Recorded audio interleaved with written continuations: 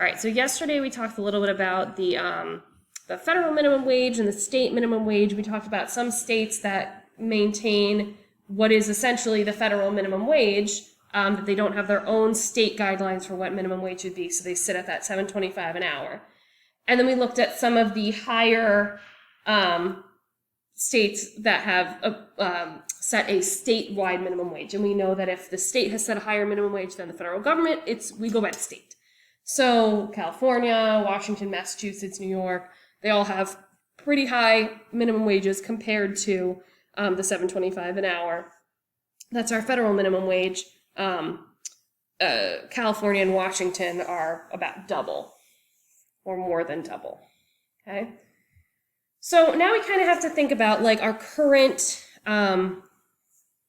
government situation, current politics of who is arguing for a raise in minimum wage. Some of this has changed a little bit since the pandemic, because a lot of people are saying now, we need to raise the minimum wage because we have a shortage in workers. So we need to have people able, like we said, somebody has to work at McDonald's. So we have to have incentives for people to work those minimum wage jobs. And if we know, or if they know that their pay is going to be too low for them to live on, they're not going to do it. So let's take a peek at this. So there's a publication here called Why America Needs a $15 Minimum Wage. They should also raise it because the cost of living has gone up. Right, and so some arguments here that the $15 minimum wage that a lot of people are fighting for, have been fighting for years, is now outdated because the cost of living has gone up so much. So that's something else to peek at. So it kind of just talks about how, the federal minimum hourly wage is $7.25. We know that. Congress has not increased it since 2009. Says this article talks about how low wages hurt all workers and are particularly harmful to Black workers and other workers of color, especially women of color, who make up a disproportionate share of workers who are severely underpaid. This is the result of structural racism and sexism with an economic system rooted in chattel slavery in which workers of color, and especially women of color, have been and continue to be shunted into the most underpaid jobs.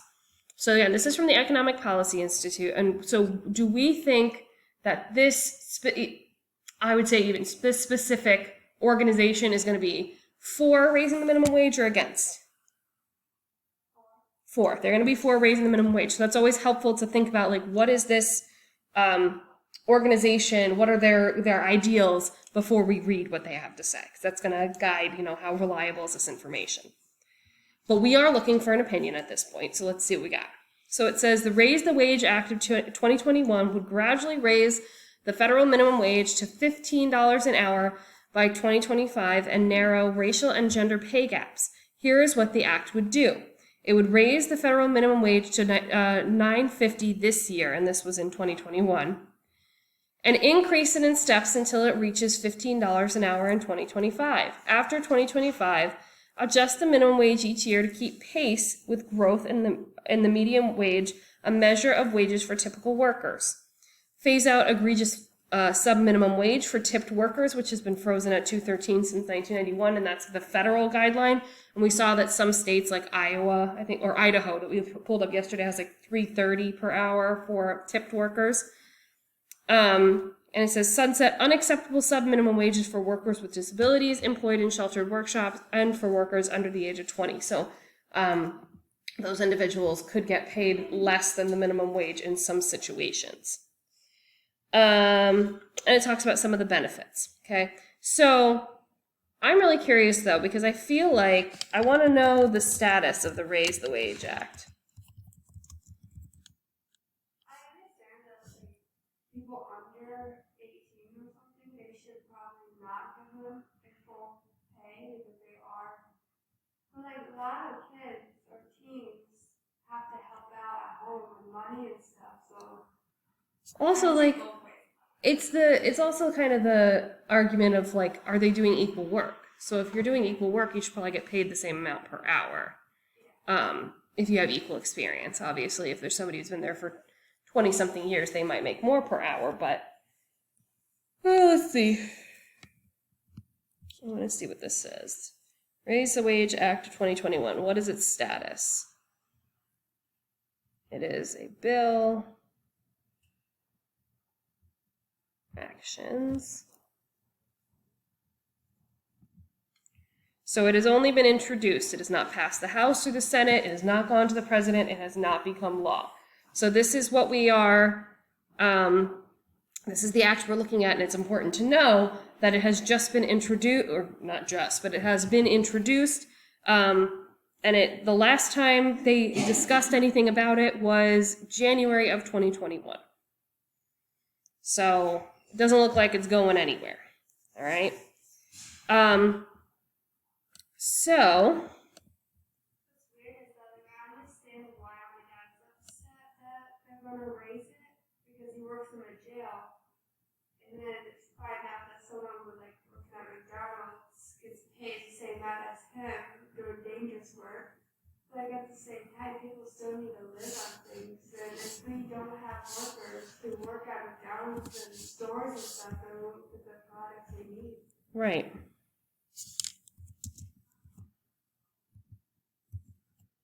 So this is the Raise the Wage Act of 2021. And this was introduced in January of 2021, but has not passed the House.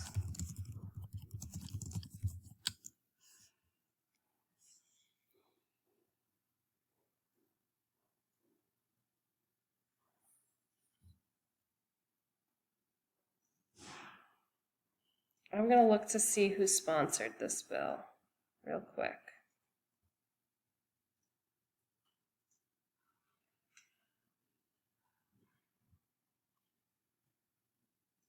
Okay, so it looks like this was introduced by Representative Scott from a Democrat from Virginia.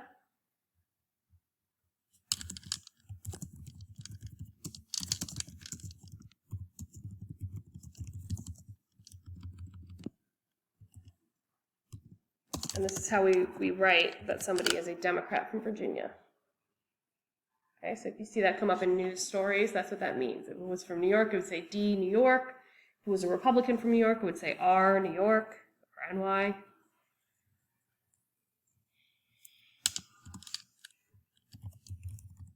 And it is also supported by many Democrats in the House of Representatives. And we see that based on the co-sponsors column.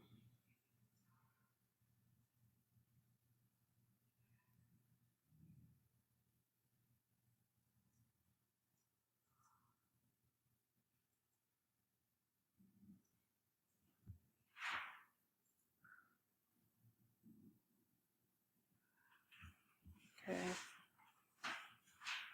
And we know that this bill would gradually raise the minimum wage to $15 an hour by 2025.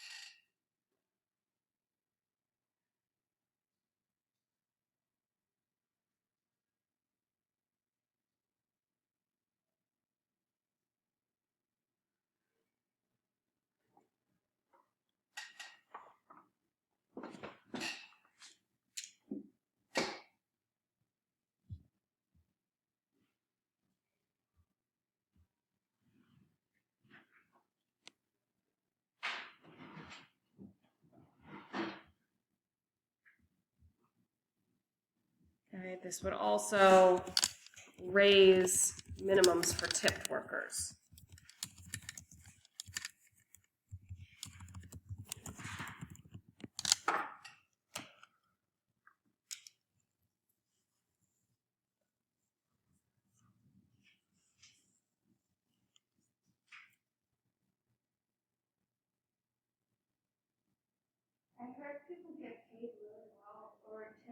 really well in New York. Yeah, depends on the job that you work. Depends on the area you're working in. Depends on how many hours you work or what hours you get. Every time at a restaurant, my dad gives them like 25 in cash. Yeah, I mean, you're supposed to pay ideally between. They used to say 15% of your bill, but now 20 is kind of the new minimum. I have friends who always pay 25%. It just ends up getting to be a lot of money. But yeah, it's to kind of, that's the whole thing, is that they have these like really, really low minimums for tipped workers with the assumption that we're going to pay them out of tips, but that can be really inconsistent, right? So like if you show up and like I have friends who used to make money and my cousins used to make money hostessing and waitressing in Saratoga during track season. And they worked for those restaurants during the rest of the year, but because they didn't have as many high-paying customers the rest of the year, their wages in the summer would have to balance out the rest of the wages throughout the year. Because it's inconsistent, right? So you'd have to, like, if you got like a ton of money, and they would make a lot of money in the summer doing, you know, waitressing and hostessing in Saratoga, but then they'd have to save and make sure they put away some of that money because throughout the year they weren't going to be able to pay their bills otherwise. Similar in New York City, you know, around Christmas time and then the summer are like the two big seasons. And then like between January and March, there's like a real lull. So you have to be good at saving, if you're a tipped worker, those tips. Because you're not, even though if you work the same amount of hours per week, you won't make the same amount of money that you did in the summer. So that's just kind of how it goes. All right, so we're going to talk a little bit about why. Why do they want to pass this bill? So they want to lift pay for 32 million workers, or 21% of the workforce. They say that affected workers would earn an average $3,300 a year, which could make a huge difference in their income. A majority of workers whose total family income is below the poverty line would receive a pay increase. Okay? So this would increase pay by $3,300 a year for minimum wage workers, and it might help to lift some families out of poverty. Might help to get some families out of poverty, might help families who are in poverty to make more money, however you want to word that.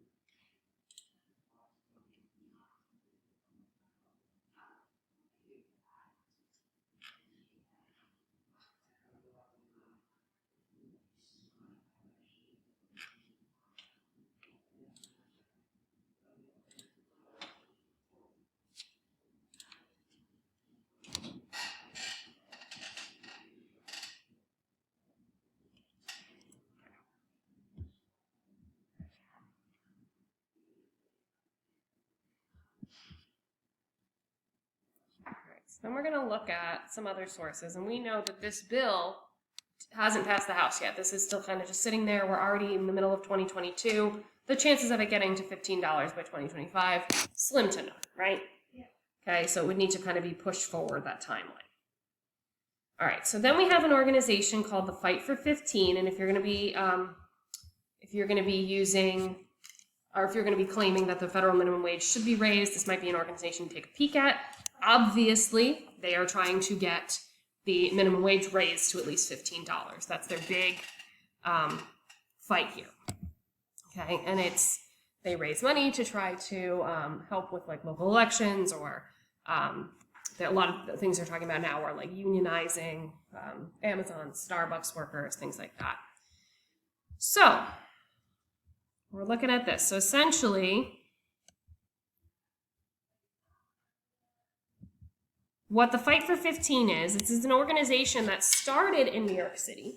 It's fighting for $15 an hour, and they want to help workers to unionize. Okay, that means they come together, they bargain for contracts, they bargain for benefits. Teachers have a union. We get together and we tell the school board, or not the school board, but we tell the district,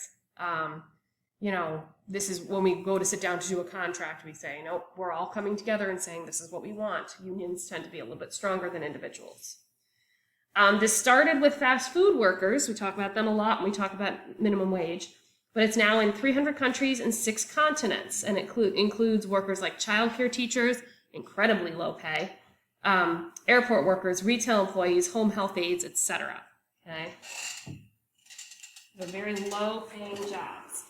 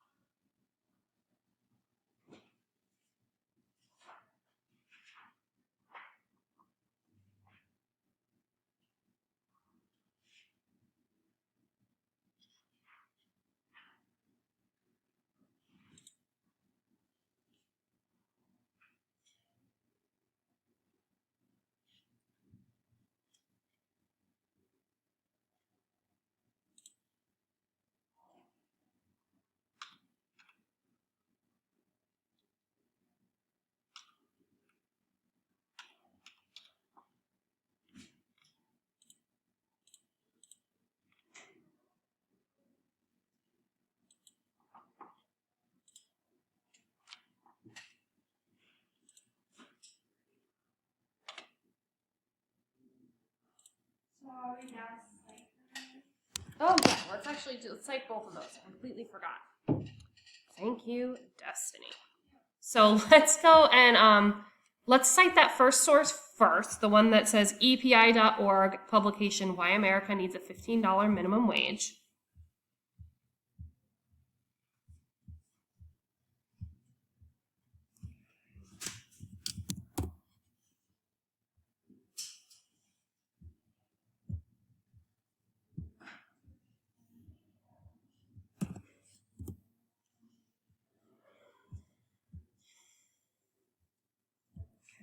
So when we get to this page, I'm going to change the web page author to a building because it's an organization.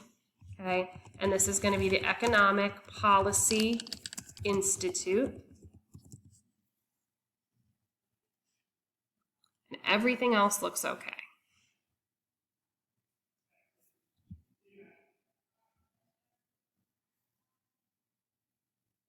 Is it economic policy or policies? Hold on.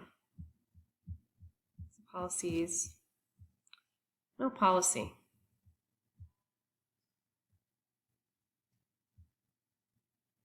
Do we just keep it the same? Uh, Just keep policy? Policy. Yep. Should I say? On yours, does it have the other one as the same name? I think I typed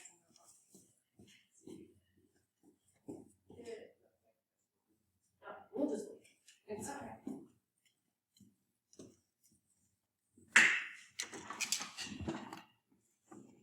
Okay. okay, so we'll copy that over.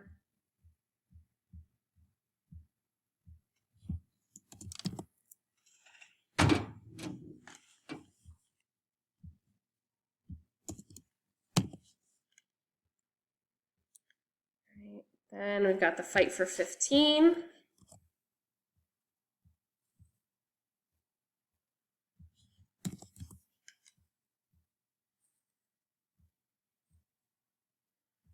And I'm going to change the webpage author. And I'm going to write fight for $15.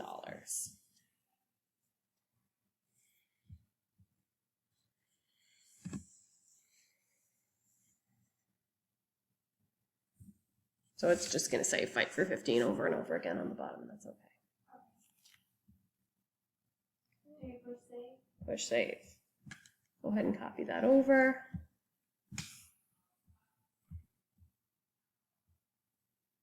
There it is.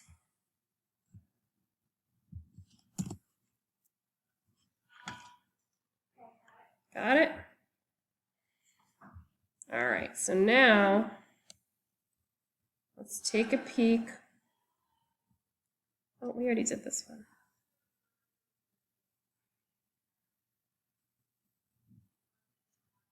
We already talked about this.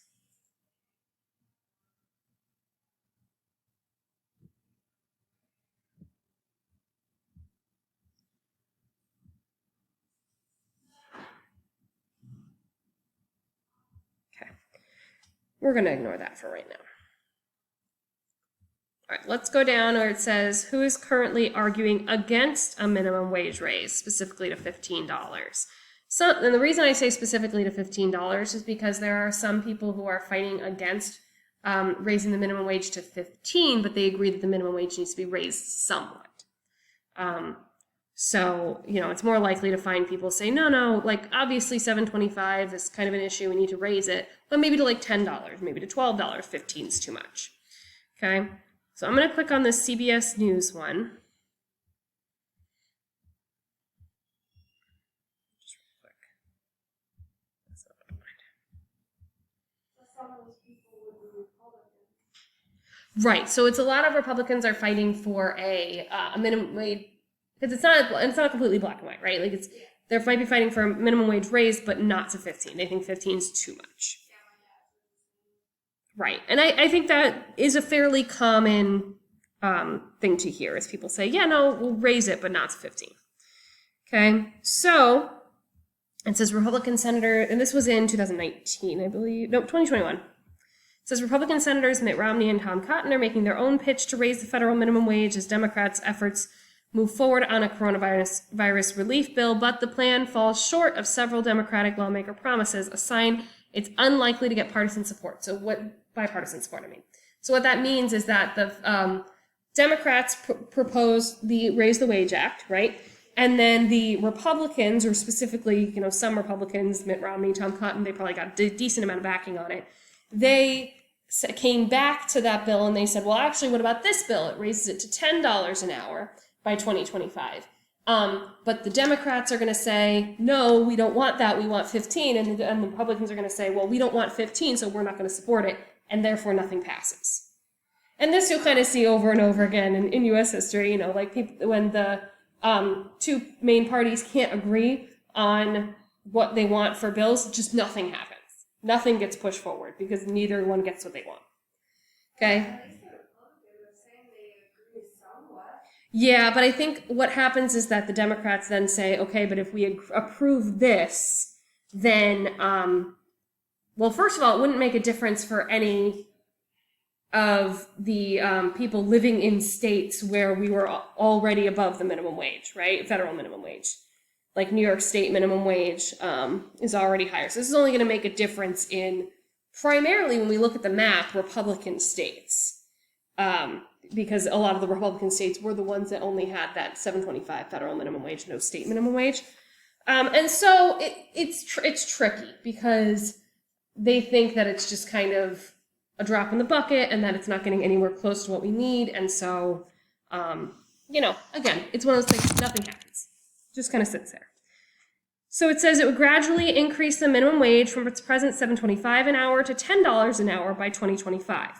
That amount would then be indexed to inflation every 2 years.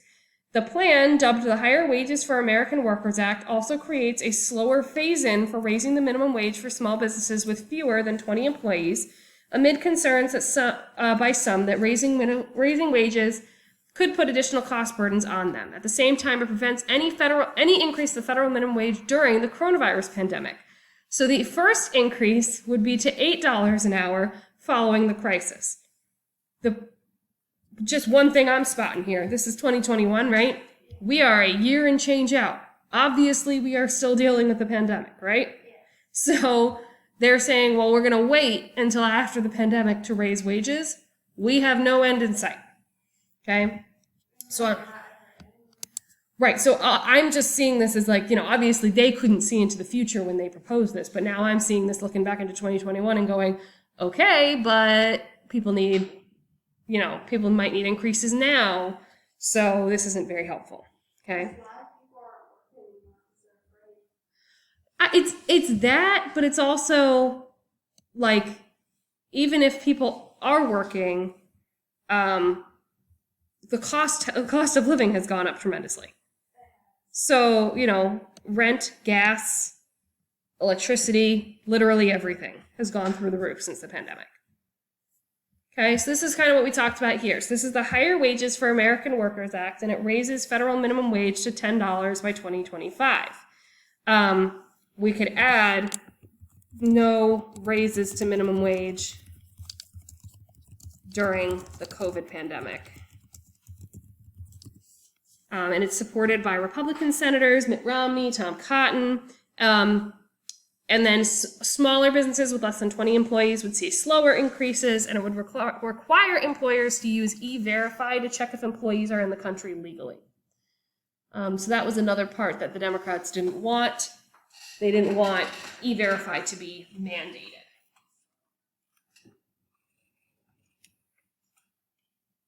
Well, they should figure out something. It's not doing anything. I think that's kind of what you see in lots of different aspects, right? Like, we kind of look at our government, and no matter what side of the bench you're sitting on, you kind of look at your government and you say, fix it, please help. Like, we're looking to you for support. And a lot of times this like little infighting happens and doesn't produce anything. I bet a lot of Americans are upset right now about it. People are fighting for it. Yeah, I'm sure.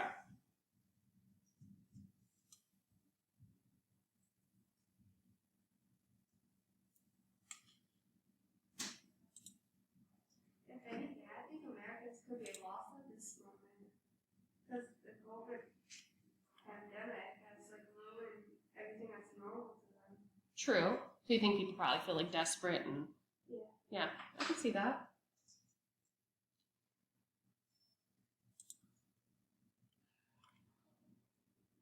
It could also have been the pandemic that got Republicans and Democrats into a huge fight. Sure. Because people have lost it, I'd say. You think so? Yeah, my mom lost it for sure. Nothing's normal at work anymore, and like there's people like my mom and I that are not used to changing.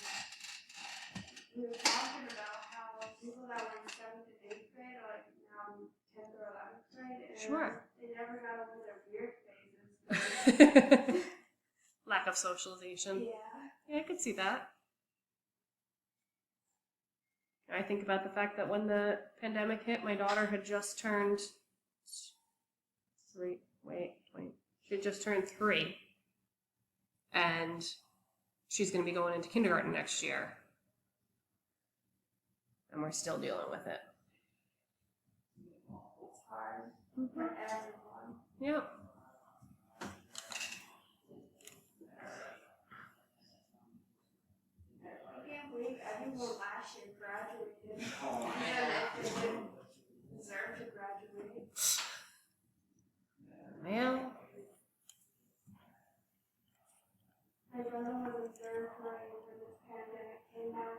Mm-hmm.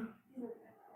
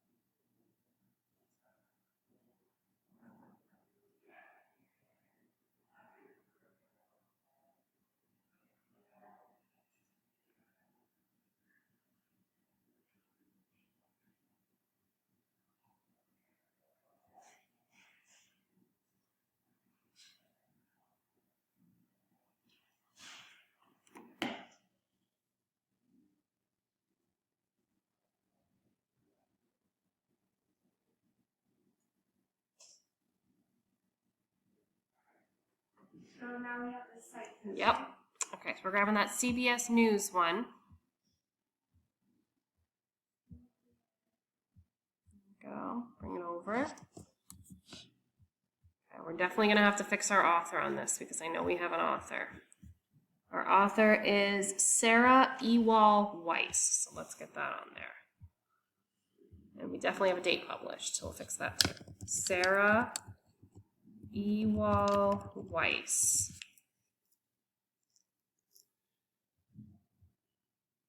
And our date published is on February 24th.